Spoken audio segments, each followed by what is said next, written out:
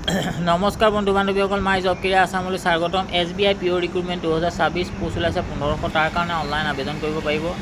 সোনকালে আবেদন কৰক। অফিচাৰ পোষ্ট আছে গভৰ্ণমেণ্ট এণ্ট্ৰি, সোনকালে আবেদন কৰক।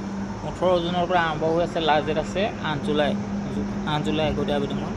আৰু কোৱালিফিকেশ্যন লাগিব গ্ৰেজুৱেট আৰু বয়স 21 পৰা 30 বছৰ। এপ্লিকেশ্যন ফিজ 750 টকা। আৰু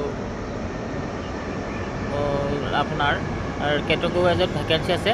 SC 234টা, ST 144টা, OBC 390টা, EWS 144টা, জেনেৰেলৰ 588 টকা। চেণ্টাৰ হ'ব গুৱাহাটী, ডিব্ৰুগড়, যোৰহাট, শিলচৰ, তেজপুৰ। আৰু প্ৰতিমাহে দৰমহা হ'ব 48,480 টকা 2000 গ্ৰেড পে 7, 61,480 টকা 2340 টকা থাকিব। গ্ৰেড পে 2 67,160 টকা দিব, 2680 টকা 7 গ্ৰেড পে 7।